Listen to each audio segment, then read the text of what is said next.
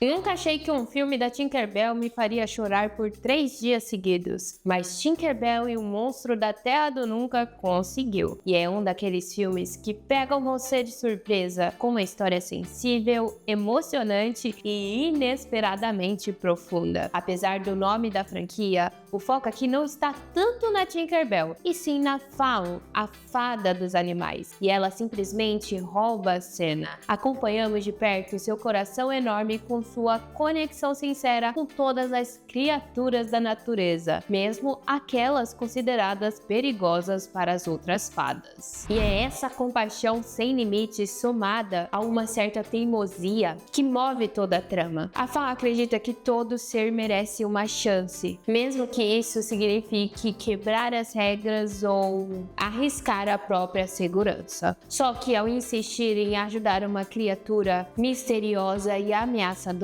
ela acaba desencadeando consequências sérias para o mundo das fadas. O filme é lindo sim, visualmente e emocionalmente, mas também é devastador. É uma história sobre coragem, empatia e sacrifício, que toca fundo sem precisar forçar. E sim, você vai chorar, e muito. Não subestime o poder emocional de um filme da Tinkerbell. A história começa com Fawn fazendo o que ela faz de melhor, quebrar as regras. Ela esconde um falcão ferido, um filhotinho no Vale das Fadas, mesmo sabendo que é perigoso e proibido. A rainha Clarion chama a atenção dela, lembra que empatia é linda, mas responsabilidade também é. E Fawn promete que vai mudar, que não vai fazer mais isso. Só que a gente sabe que isso não vai durar muito. Explorando a floresta, ela ouve um som estranho e encontra uma criatura gigantesca com dentes afiados, olhos brilhantes e uma aparência assustadora. Esse é o Ranzinza, que vai ganhar o nosso coração logo de cara. Em vez de fugir, a Fawn observa e percebe que o bicho não está atacando ninguém. Ele só está construindo umas torres de pedra super focado, como se estivesse cumprindo uma missão. E a conexão entre eles cresce bastante rápido. A Fawn dá nome a ele, cuida, conversa, o que faz o que ninguém do vale ousaria fazer, que é o entender. Enquanto isso, do outro lado do vale, a fada guardiã Nyx começa a investigar o aparecimento do monstro. Ela descobre uma lenda antiga sobre uma criatura chamada Monstro da Terra do Nunca, que aparece a cada muitos anos quando uma tempestade verde mágica se aproxima. Uma tempestade que, segundo os registros, sempre trouxe destruição. E para Nyx, tá tudo claro. O Ranzinza é um perigo e precisa ser contido antes que destrua tudo. Só que a Fawn, ela sente que tem muito mais nessa história. Ela descobre que as torres de pedras que o Ranzinza estava montando são, na verdade, mecanismos naturais que ajudam a dissipar a energia da tempestade. Ele não é o causador do caos, ele é o escudo. Um guardião cíclico da Terra do Nunca que aparece quando o mundo precisa dele, mas ninguém acredita nela. Enquanto a Nyx captura o Ranzinza antes que ele conclua a sua missão, o tempo literalmente fecha. A tempestade se forma, o Vale das Fadas entra em colapso e só então a verdade aparece com toda a força. O monstro não era o vilão da lenda, era o herói.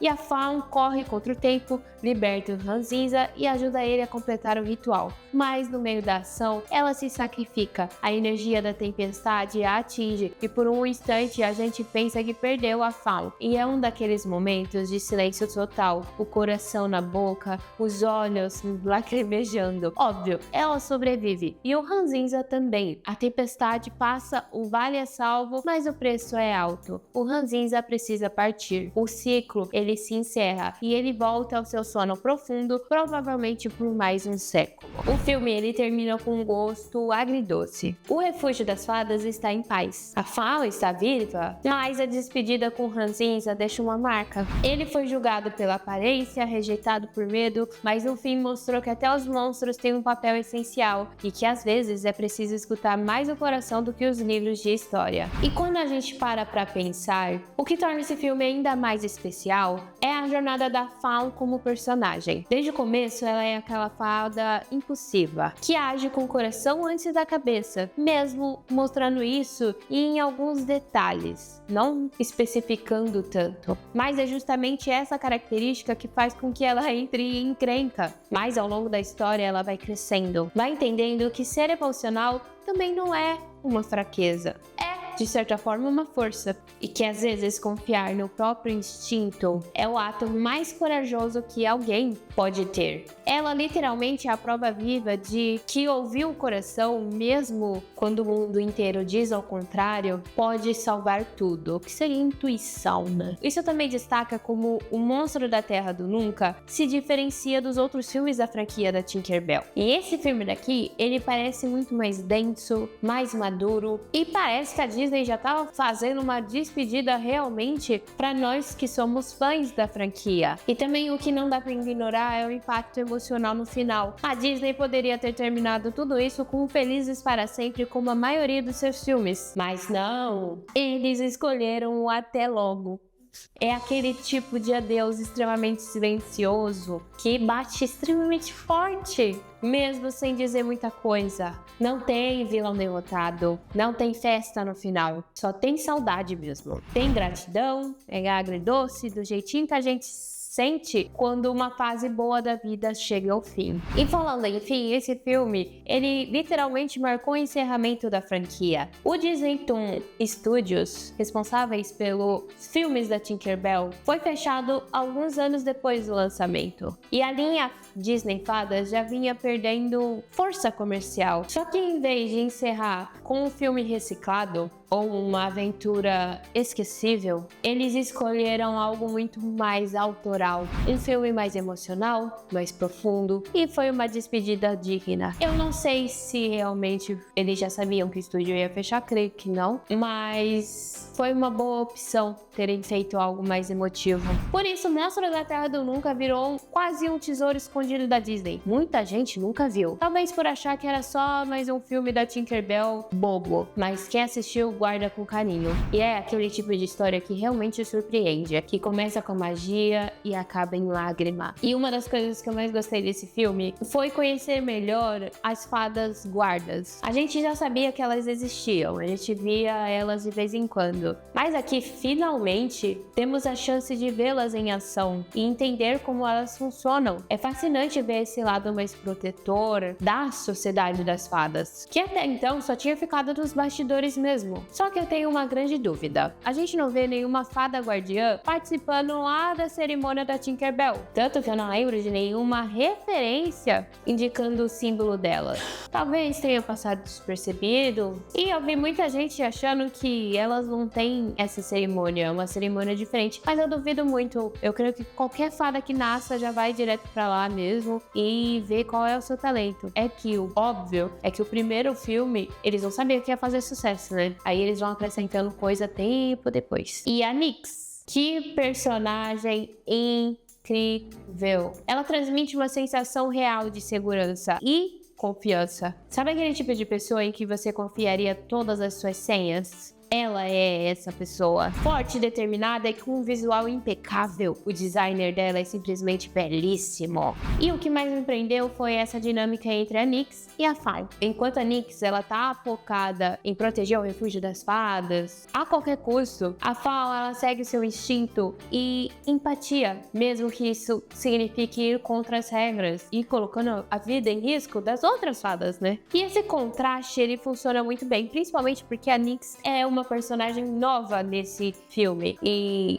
eu achei uma sacada genial. E muita gente pode ter ficado com raiva da guarda, mas a verdade é que ela só estava fazendo o que ela foi treinada para fazer, o que ela nasceu para fazer. Proteger tudo e a todos. Ela não estava tão errada assim. Nem mesmo a Fawn, gente, ela tinha certeza sobre o monstro. E ela só entendeu que ele era, na verdade, um protetor e não uma ameaça depois que a própria Tinkerbell correu perigo e foi salva por ele. E esse foi o ponto de virada. O bom é que a Nyx reconheceu reconhece a sua interpretação equivocada da lenda há tempo. E o mais interessante, não há uma rivalidade forçada ou irritante. Pelo contrário, é um conflito até que legítimo, bem respeitoso, com os dois lados bem construídos e compreensíveis.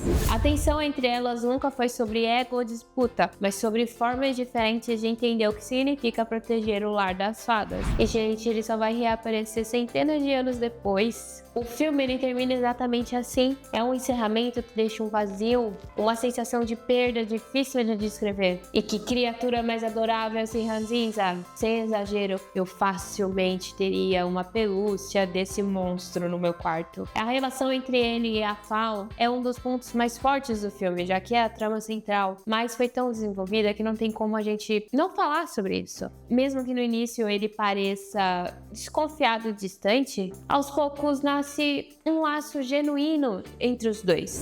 Ela vê além da aparência assustadora e ele começa a confiar nela, demonstrando carinho de um jeito único e emocionante. E esse vínculo vai se fortalecendo até se tornar algo profundo e comovente. E o contraste entre o tamanho imenso dele e a delicadeza da Fal só deixa tudo ainda mais tocante. É uma amizade improvável que transforma a história e a forma como a gente enxerga o próprio monstro. E uma das coisas mais interessantes desse filme é o foco fora da Tinkerbell. Ela ainda aparece em momentos importantes. Afinal, ela é a protagonista da franquia. Mas dessa vez, quem assume o centro da história é uma das amigas dela. No primeiro filme, acompanhamos a Tinkerbell descobrindo seu talento como fada, com a ajuda de outras meninas para trocá-la, né? No segundo, a jornada é um pouco mais pessoal, com ela partindo em busca do tesouro perdido para restaurar a Pedra da Lua. E o destaque vai mais para sua relação com Terence e a sua relação de amizade, do que propriamente o grupo das meninas. O terceiro gira em torno de um vínculo dela com uma menina humana. E embora as fadas unem forças para resgatá-las, o foco ainda é totalmente na Tinkerbell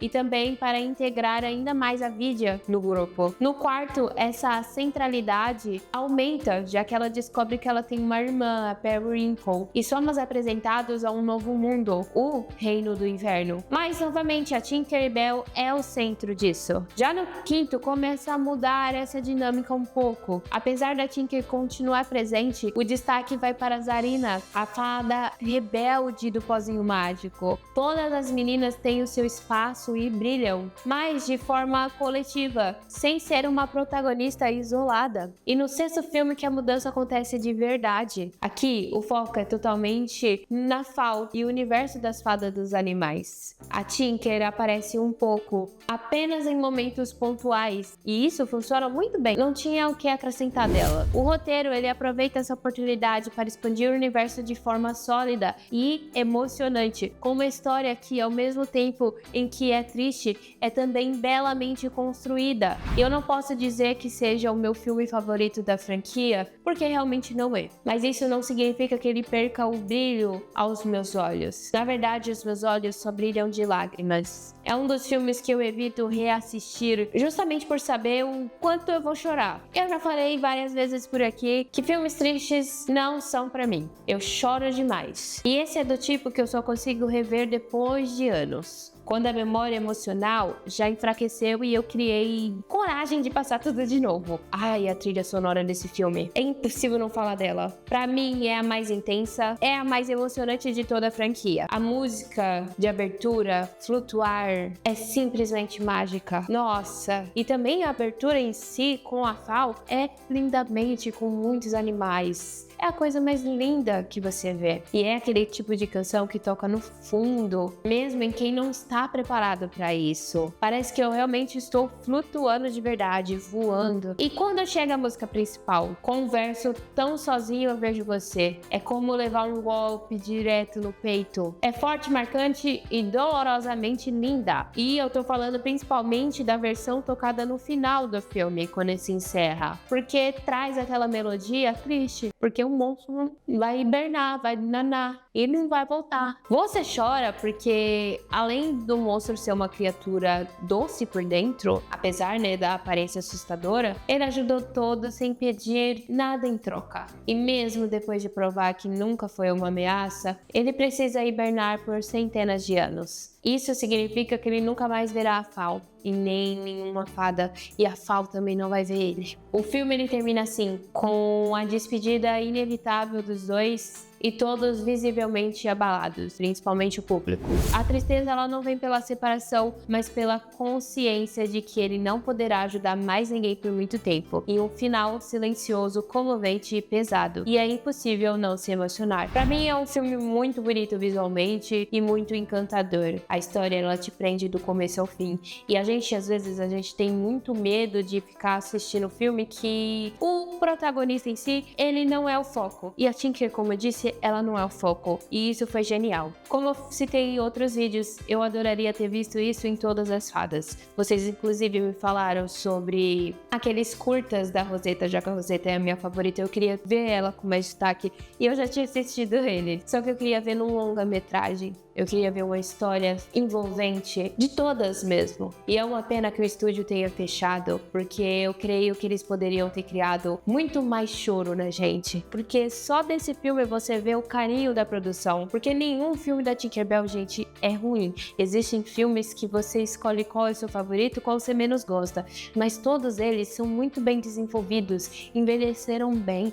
Eu assisti a franquia inteira e nem parece que foram lançados, 1000 anos atrás. Parece que realmente são animações recentes. Mesmo com alguns furos de roteiro, a gente dá uma passadinha de pano. E é uma pena que esse seja o último filme da Tinkerbell. Mas, como eu disse, foi uma grande despedida porque trouxe choro. E provavelmente você também vai chorar no banho quando você assistir, se você não assistiu. Recomendo levar lenço, tá? Comer a pipoca antes do fim. Por quê, minha filha? Senão você vai engasgar aqui a garganta de tanto chorar. Mas e aí, o que você acha desse filme? Você gostou, não gostou dele? Acha que é um dramalhão todo? Chamar ele de um filme emocionante? Comenta aí que eu vou adorar saber. Olá, eu sou Brendovski, seja muito bem-vindo ou bem-vinda a mais um vídeo por aqui no meu canal falando sobre essa franquia de Tinkerbell. Se você gostou desse vídeo, deixe seu like, se inscreva no canal, ative o sininho, pois por aqui vai ter muito conteúdo sobre os filmes de animação e essa franquia das fadas. Clica no vídeo que tá aparecendo na tela para você conhecer ainda mais o meu conteúdo por aqui. E então, até o próximo vídeo.